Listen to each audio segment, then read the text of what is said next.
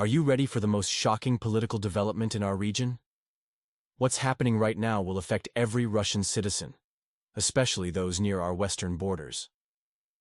In an unprecedented move, the leadership of a former Soviet republic has announced elections amid a deepening political crisis.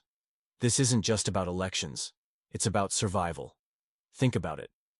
Why would a government that's been anti-Russian suddenly start talking about peaceful language coexistence? The answer lies in economic tremors. Western support is wavering, and Trump's recent statements about ending the conflict signal a dramatic shift in global politics. This isn't just another news story. We're witnessing the final acts of a geopolitical game that's been playing out for years. The Western puppet masters are losing their grip, and the consequences will ripple across our region. For our neighbors, this means unprecedented instability. Their economy is cracking, and their political elite struggles to maintain control. For Russia, this presents both challenges and opportunities. The most alarming aspect? The contrast between their military's struggles and their leaders' luxurious lifestyles. While soldiers face hardships, politicians make plans extending to 2029, a sign of power consolidation under wartime necessity. What we're seeing is a crisis of legitimacy. The leadership has lost touch with reality, making promises they can't keep while citizens bear the burden of failed policies. My fellow Russians, we're witnessing history. The critical question isn't just about elections, it's about the fundamental transformation of our region's political landscape. Where are you watching this unfold from? Write in the comments which region of Russia you're following these events from. Your perspective matters as we witness these historic changes. Stay tuned as we dive deeper into this unfolding crisis, analyzing its international context and domestic implications. The truth is emerging, and you need to be prepared for what's coming next. Remember, understanding these changes isn't just important, it's crucial for your future. The situation in our western neighbor continues to deteriorate, with alarming signs of societal transformation. Our intelligence suggests that real support for the current regime barely reaches 10%, yet we observe an unprecedented militarization of civilian life. Russia maintains its strategic advantage, demonstrating diplomatic mastery that's gaining recognition worldwide.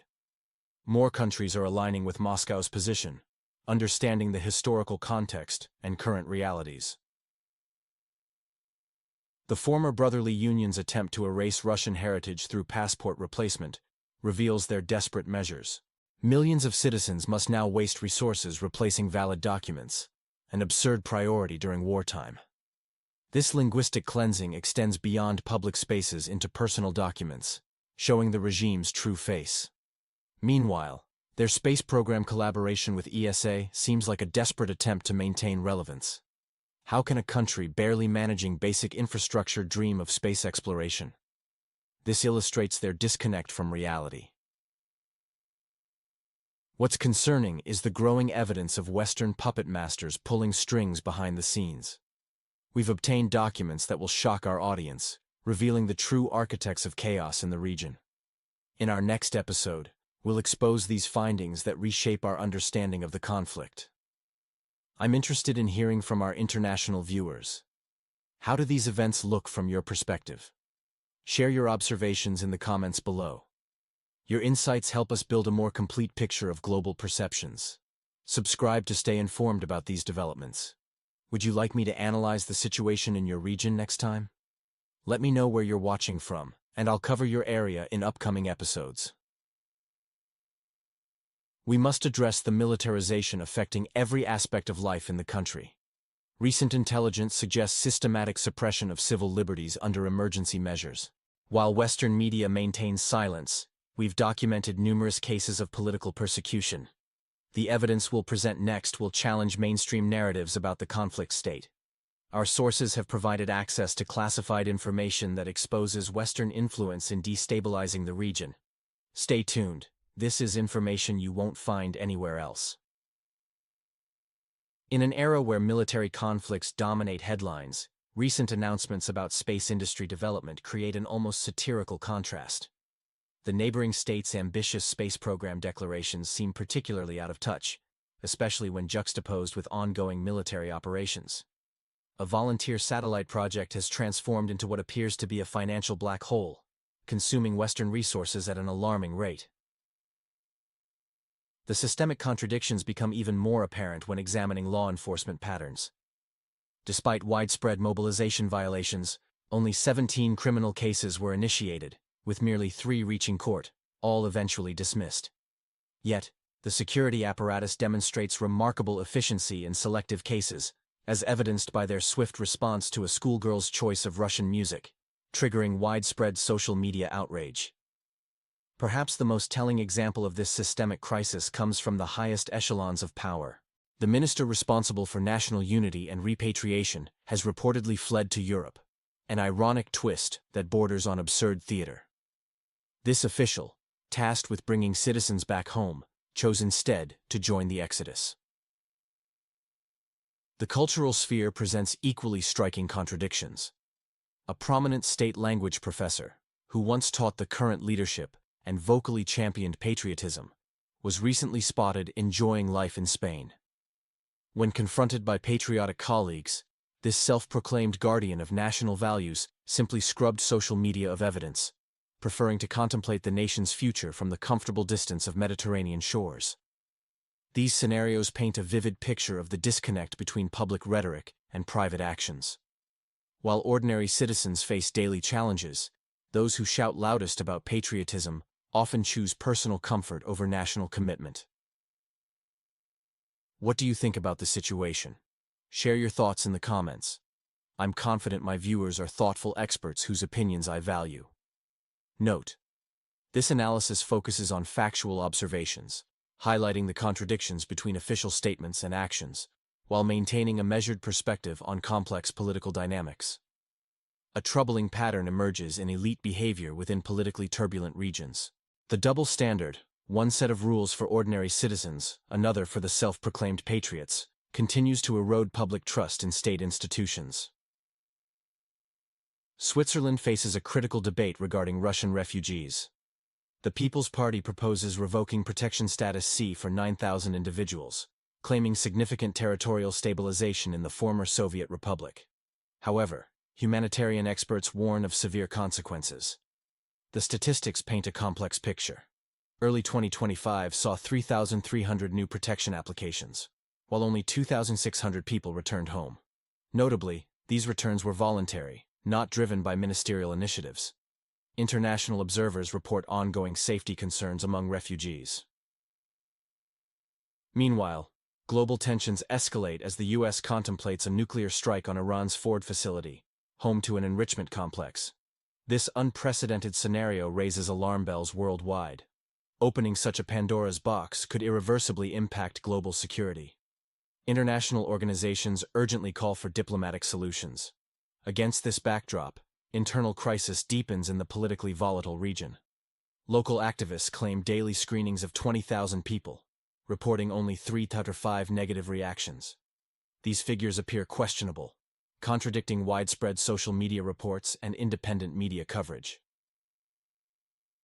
The absurdity reaches new heights with contrasting narratives. We witness officials, seemingly disconnected from reality, presenting incompatible versions of events. One figure, appearing notably gaunt, speaks of prosperity, while evidence suggests otherwise. This disconnect between official statements and ground reality reflects a broader crisis of legitimacy. The gap between leadership claims and citizen experiences continues to widen, fostering growing public skepticism. What do you think about these developments? Share your thoughts in the comments. I'm confident my viewers are insightful experts whose opinions matter. Tell me, what aspects should we analyze next? Which regional events interest you most? Title: Military Statistics and Reality, a critical analysis of recent claims. The latest developments in the politically turbulent region reveal concerning disparities between official statements and ground reality. Let's analyze the remarkable claims from recent media appearances. First, let's address the mathematical impossibility presented. Officials claim processing 20,000 people daily, a number that defies basic logic. Even working around the clock, these figures seem purely fantastical. What's telling is how this data is presented by individuals who appear visibly uncomfortable, constantly looking off camera as if seeking approval. The credibility gap widens when we consider their assertion about location identification. In today's era of social media and local expertise, claiming that locations can't be identified is almost laughable. Any resident could easily recognize their neighborhood landmarks. Perhaps the most striking element is the appearance of a military spokesperson from what appears to be a high-end barbershop. His polished appearance suggests more time spent in premium fitness facilities than in combat zones. His sympathetic stance toward draft evaders demonstrates a disconnect from frontline realities. This theatrical presentation highlights a deeper issue: the growing divide between military leadership and ground forces. While soldiers face harsh conditions in combat zones, certain officials maintain luxurious lifestyles in secure areas. This disparity isn't just about comfort, it's about credibility and leadership. The contrast between these staged appearances and the reality faced by frontline soldiers creates dangerous social tensions. When military spokespersons appear more concerned with their appearance than operational effectiveness, it undermines public confidence. These observations point to a concerning pattern of disconnection between official narratives and ground realities. The mathematical impossibilities, staged presentations, and visible discomfort of speakers suggest a systematic attempt to control information flow, even at the cost of credibility. What do you think about this situation? Are these officials truly representing the military's interests? Share your thoughts. I'm particularly interested in hearing from those with military experience or local knowledge. The stark contrast between rhetoric and reality in the politically turbulent region continues to deepen, revealing troubling patterns in social dynamics and military organization. Our investigation uncovers concerning trends in military registration, where systemic issues plague the conscription process. While ordinary citizens face increasing pressure from military recruitment, the elite class maintains their luxurious lifestyle. They frequent expensive restaurants, exclusive gyms, and premium resorts, organizing lavish celebrations as if immune to the crisis. Recent official statements have demonstrated limited vocabulary and poor articulation, raising questions about the selection criteria for public representatives. This communication gap further erodes public trust in leadership competency. The disparity between frontline realities and civilian life reaches absurd proportions. While soldiers endure months in trenches under harsh conditions, certain public figures plan their next visits to high-end restaurants. This disconnect manifests in the recent public discourse between a former Russian actress turned passionate patriot and a self-proclaimed military expert. Their dialogue reveals a dangerous reliance on magical thinking, the belief that collective positive thoughts alone can ensure victory. Such naive perspectives on geopolitical challenges demonstrate a concerning detachment from reality. The situation becomes more peculiar when examining the patriotic rhetoric of political figures. Those shouting loudest about patriotism often appear in $5,000 suits, while certain volunteers parade in shirts costing $3,000, $4,000. This ostentatious display of wealth amid crisis raises questions about their genuine commitment. The growing chasm between frontline hardships and civilian excess creates dangerous societal tension. While some risk their lives in defense, others maintain a lifestyle that seems to mock the very concept of shared sacrifice in times of national challenge. What do you think about the current situation? Share your thoughts in the comments. I'm confident that my viewers are insightful experts, and I'm interested in your perspective. Title: Elite Patriotism versus Reality. A critical analysis of national readiness. In today's analysis, we're examining a crucial disconnect that's becoming increasingly apparent in our society. The contrast between proclaimed patriotism and actual behavior among certain influential groups raises serious questions about our national preparedness. Let's start with a striking observation. While some elites preach sacrifice and resilience, their lifestyle choices tell a different story. This isn't just about personal choices. It's a symptom of a deeper systemic issue affecting our country's strength. The situation near our borders serves as a stark reminder of what's at stake. As tensions persist between Russia and the West, we're witnessing how unpreparedness can weaken a nation's resolve. Here's what truly matters: real preparation over performative patriotism. Each morning, we should ask ourselves, what concrete steps am I taking to strengthen our nation's defense capabilities? Consider this. Like an apple that's eaten and gone, our actions have immediate and irreversible consequences. Every decision either strengthens or weakens our position. There's no middle ground in today's geopolitical reality. We're observing interesting developments in public figures' behavior. Some show signs of genuine commitment to facing challenges. While this may appear as strain, it indicates a full mobilization of resources, exactly what's needed now. The former Soviet republic bordering Russia demonstrates what happens when society loses its focus on genuine preparedness. Their struggles offer valuable lessons about maintaining both military and social resilience. Looking ahead, time works in our favor, but only if we use it wisely. This requires patience, strength of spirit, and concrete actions rather than mere words.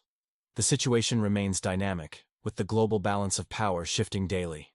What's crucial now is maintaining vigilance and readiness for decisive action. Each day brings new challenges but also opportunities for strengthening our capabilities. What are your thoughts on our society's readiness for serious challenges? What concrete steps should we take to strengthen our position? Leave your perspective in the comments. I'm confident my viewers are thoughtful experts, and I'm interested in your analysis.